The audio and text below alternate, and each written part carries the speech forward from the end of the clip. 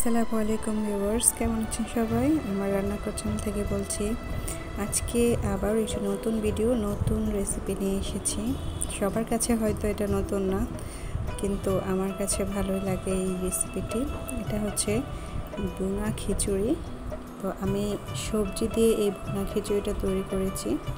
তার আগে আপনারা যে যেখান থেকে আমার এই ভিডিওটি দেখবেন তাদের সবাইকেই জানাই অভিনন্দন ও শুভেচ্ছা।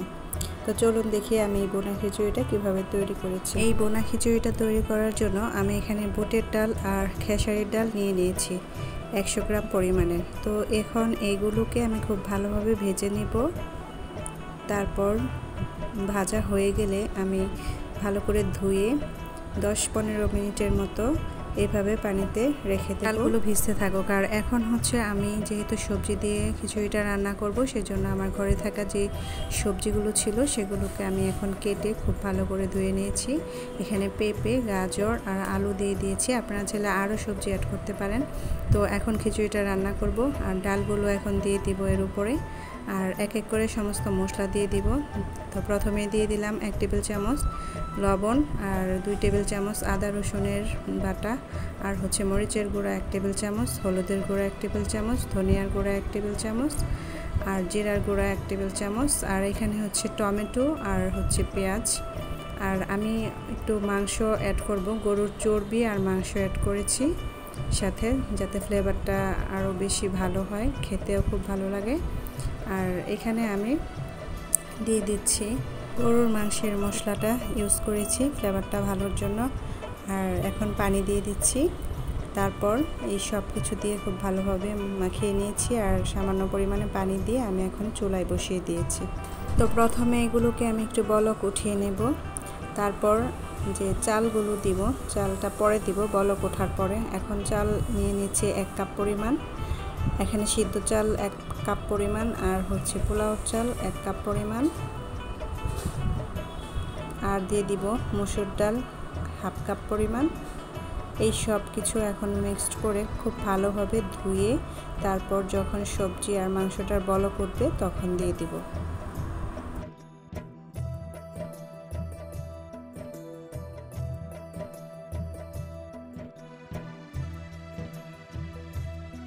তো সবজিটার বলক উঠে গিয়েছে, এখন আমি চালগুলো দিয়ে দিব।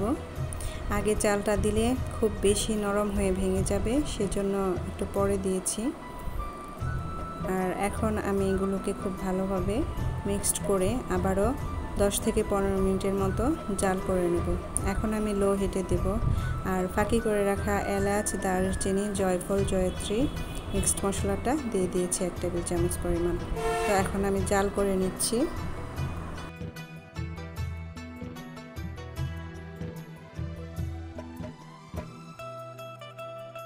একটু পরপর এভাবে নেড়ে দিতে হবে, তা না হলে নিচে লেগে যেতে পারে।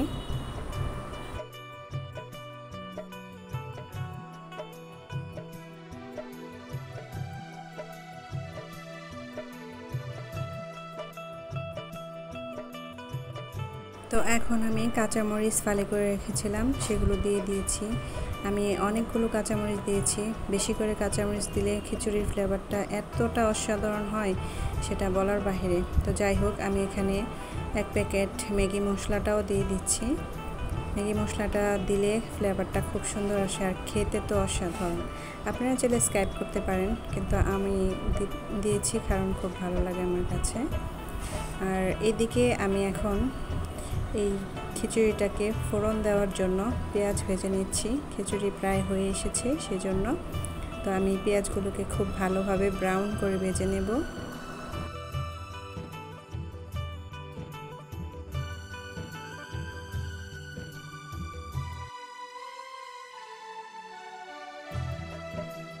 তো পেঁয়াজ ভাজা হয়ে গিয়েছে, এখন আমি খিচুড়ির উপরে এই পেঁয়াজ ভাজাগুলো দিয়ে দিয়েছি।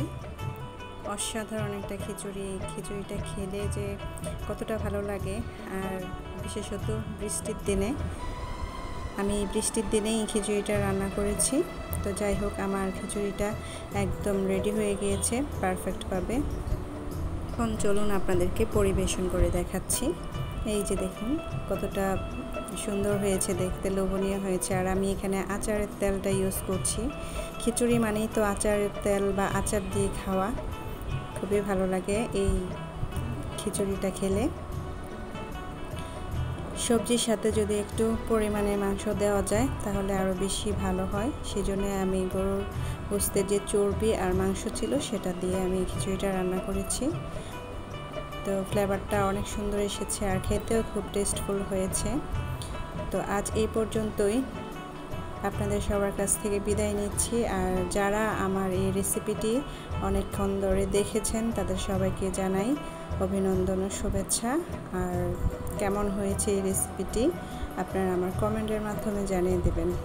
আর যদি ভালো লাগে একটি লাইক দিয়ে দেবেন। আজ এই পর্যন্তই, সবাই ভালো থাকবেন, সুস্থ থাকবেন। আল্লাহ হাফেজ।